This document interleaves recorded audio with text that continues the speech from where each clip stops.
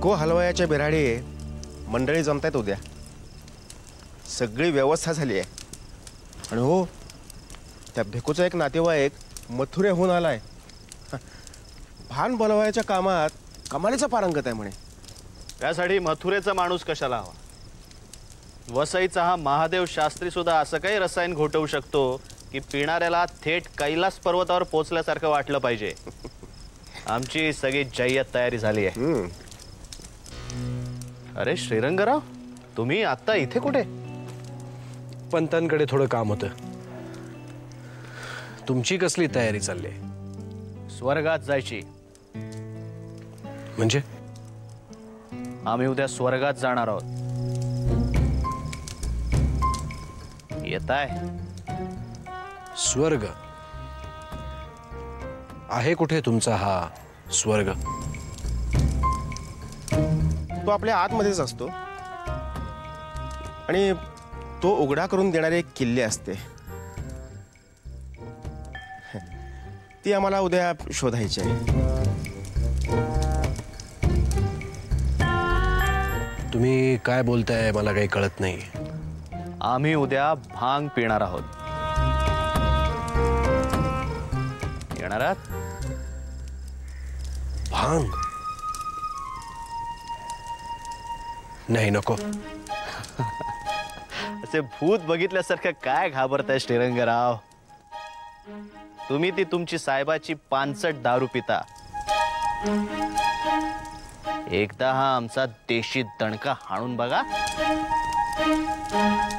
तांब्याचं नाणं टाकून खोटवलेली भांग प्यावी. 2-4 लाडू टाकावेत आणि निवांत उन्हात बसावा की तुमची गाडी स्वर्गात पोचलीच म्हणून समजा. बट आय हॅव हर्ड की भांग पिऊन माणूस विचित्र वागतो. एरवी तो विचित्र वागतो, पण भांग प्यायल्यावर तो जसा खरा असतो तसाच वागतो. वेल, एकदा चाखायला आवडेल मला.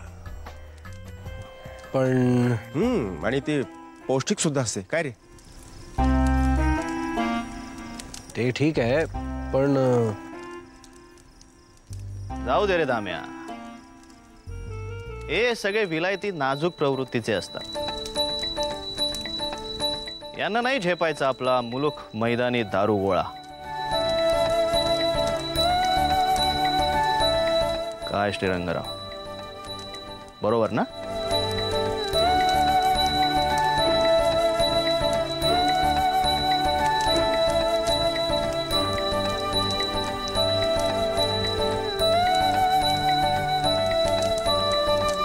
उद्या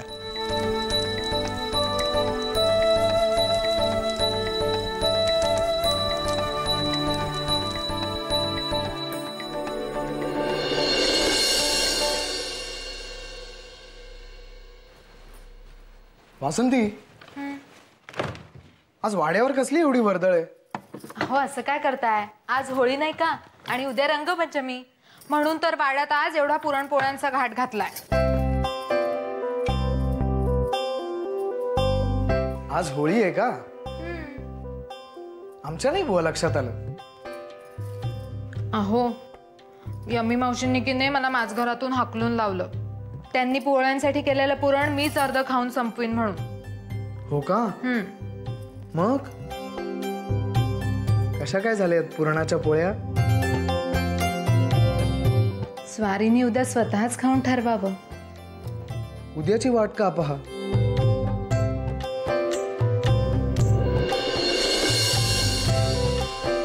त्या पुरणाची चव तुझ्यातही उतरली असेलच की. काहीतरीच आपलं. वासंती, उद्या आपल्या लग्नानंतरची पहिली होळी आहे. उद्या आमच्या रंगात तुला कसं रंगवतो ते बघच. उद्याचं उद्या पाहू, कळलं? वासंती, अगं ऐक तर. वासंती, वासंती, वासंती.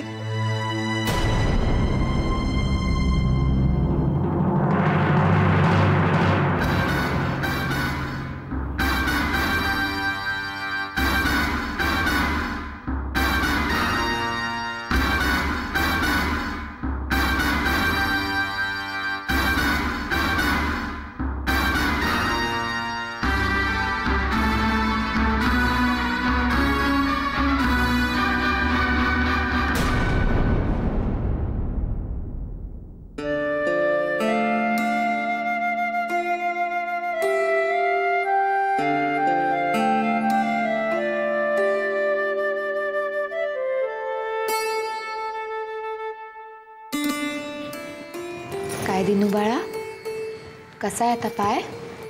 एकदम बरं आहे. काल ते गोदाताईने औषध लावलं ना आणि एकदम गारगार वाटलं. बघ मला चालता पण येतंय, धावता पण येतंय. कळतंय हो आम्हाला ही सगळी प्रात्यक्षिकं कशासाठी चालली आहेत, सगळं कळतंय मला. वहिनी, आज मी रंग खेळायला जाऊ? जा, पण जपून. काल आपण होळीला नारळ वाळायला गेलेलो ना, तेव्हा पण मला चालता येत होतं की. वहिनी, आपण होळी का पेटवतो? आहे त्याची एक गोष्ट. गोष्ट? दिनू, आत्ता नाही. वहिनी, गोष्ट. महाहट्टी झालायस हं तू. गोष्ट गोष्ट गोष्ट. बरं ऐक, मी तुला भक्त प्रल्हाद आणि हिरण्यकश्यपूची गोष्ट सांगितली होती, आठवतंय? त्या खांबातून सिंह बाहेर येतो आणि त्या राक्षसाचं पोट फाडतो. सिंह नाही, नरसिंह. नरसिंह कुणाचा अवतार आहे सांग बरं? विष्णूचा. आणि श्रीकृष्ण म्हणजे पण विष्णूचा अवतार होता. हो का? मला माहीतच नव्हतं दिनू. बरं झालं मला सांगितलंस. वहिनी, गोष्ट सांग ना. बर, तर या हिरण्यकश्यपूची बहीण म्हणजे होलिका. तिला ब्रह्मदेवाचं वरदान होतं, अग्निदेवता तिला काहीही अपाय करू शकणार नाही. अपाय म्हणजे आगीमुळे तिला काही चटका बसू शकणार नाही, भाजणार नाही, असं काही होणार नाही तिला. गोदाताईला जर हे वरदान मिळालं असतं तर किती चांगलं झालं असतं. गोदाताईला नेहमी चटके बसतात, भाजतं. तिच्या दंडाला आहे ना. दिनू, गोष्ट ऐकायची की नाही? तर हिरण्यकश्यपूनं होलिकाला सांगितलं की तू प्रल्हादाला घेऊन आगीत प्रवेश कर, म्हणजे तो आगीत जळून भस्म होईल. तर त्याच्या सांगण्याप्रमाणे होलिका प्रल्हादाला घेऊन अग्निकुंडात उतरली. प्रल्हादानं नारायणाचा जप केला, त्यामुळे आग त्याला काहीच करू शकली नाही. पण होलिका मात्र आगीत जळून भस्म झाली. पण होलिकाला तर वरदान दिलं होतं ना. पण तिनं त्याचा वापर एका लहान मुलाचा जीव घेण्यासाठी केला. आपल्याकडे कुठलीही शक्ती असली तर त्याचा नेहमी सदुपयोग करावा. कुणाला नुकसान पोचवण्याचा प्रयत्न केला तर आपलाच विनाश होतो. कळलं दिनू? म्हणून आपण होळी पेटवतो.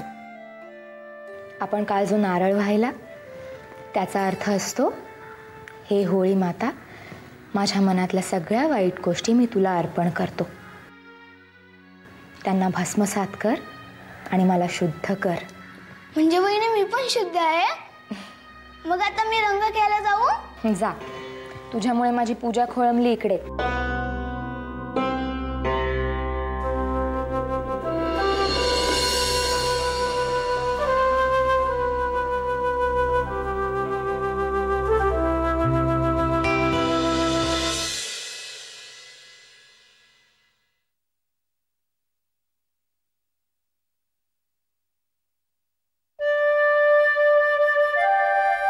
अहो, काय ग? ग वासंती, वासंती.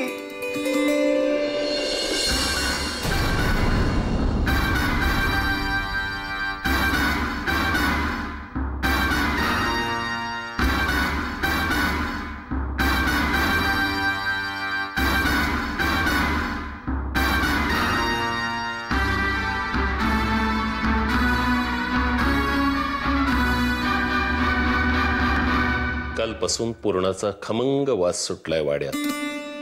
तेव्हापासून वाट बघतोय कधी एकदा ती पोळी चाखायला मिळते याची. आत्ता आणते. एक मिनिट, महादेव कुठे? ते जरा बाहेर गेलेत. सणाच्या दिवशीही घरात नाही. गावातली काही लोकच आली होती त्यांना बोलवायला. पंचायतीची होळी पेटली होती ना काल. आणि हे तिथे आघाडीवर असतील बोंबा ठोकायला, आणि आजही भांग लावून झिंगून घरी येतील. नाही म्हणजे ते अजिबात बाजू घेऊ नकोस त्याची. कौतुकानं याचं नाव महादेव काय ठेवलं? स्वतःला त्या शंभू महादेवाचा अवतार समजतात हे चिरंजीव. वहिनी, वहिनी, वहिनी, वहिनीच. काय सुनबाई? नाही, ते रंगपंचमी आहे ना आज. मग नाही म्हणजे चुकलं माझं. हो, चुकलंच तुमचं. या वाड्यात आम्ही आहोत याचा विसर पडला तुम्हाला वासंती. मामांची माझी चूक झाली, पुन्हा असं नाही करणार. नुसती चूक झाली म्हणून माफी मागून काय होणार? चुकीची दुरुस्ती कोण करणार?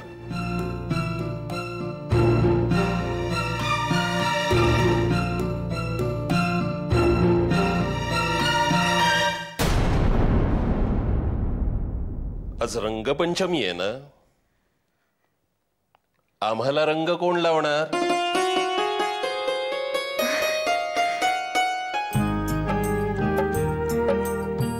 नमस्कार कर. सौभाग्यवती भव, सौभाग्यवती भव.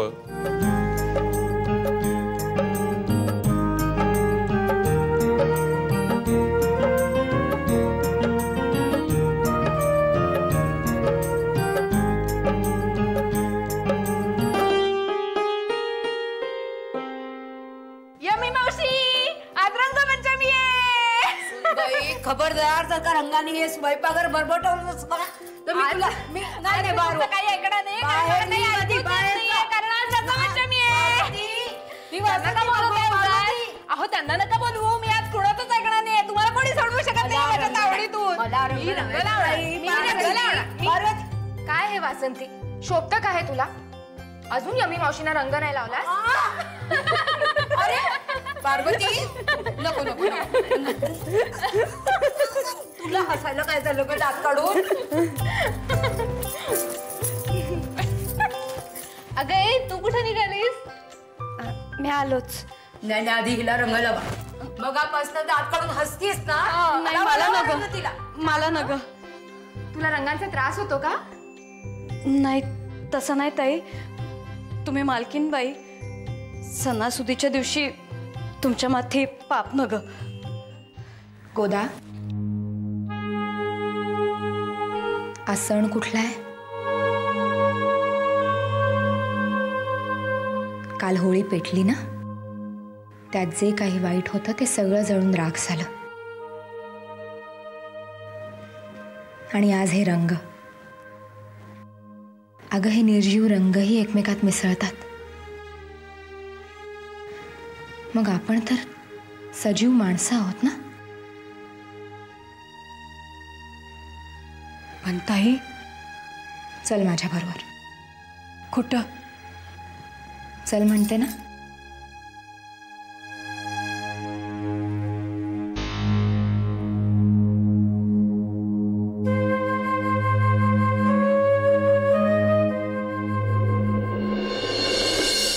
यमी मावशी.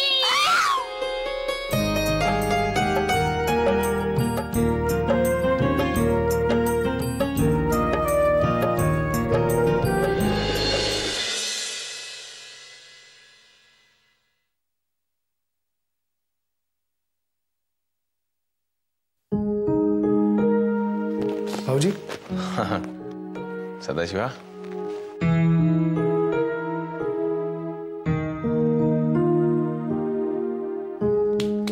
मग काय पुरणपोळ्यांचा फडशा पाडून आलास की नाही? एकत्रच बसूया ना फराळाला नंतर. अरे नाही, आम्हाला थोडं काम आहे, बाहेर जायचंय. भाऊजी, सणाच्या दिवशी ही काम.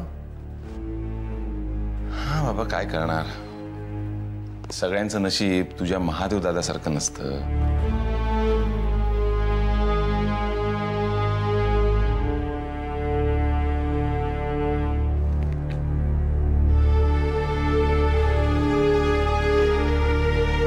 रागावलास?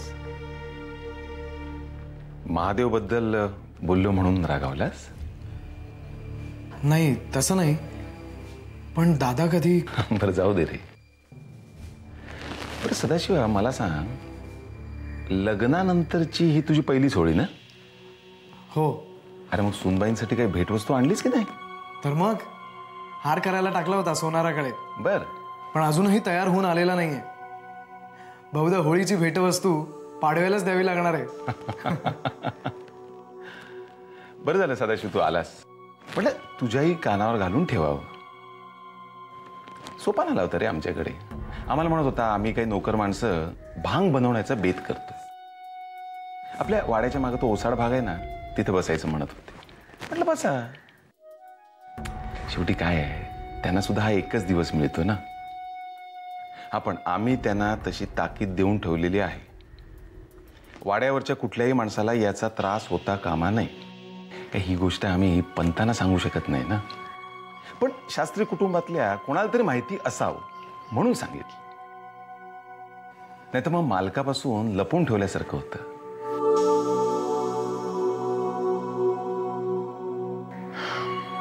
तसे आम्ही या वाड्यात एका नोकरापेक्षा जास्ती. भाऊजी, असं बोलू नका.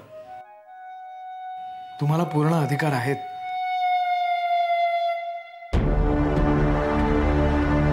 ते खरं आहे रे, पण कुठं बसायचं म्हणतात सगळी मंडळी? ते जुनं कारंजं होतं ना, आधीच रे, तिथे. ठीक आहे, येऊ मी? ठीक आहे.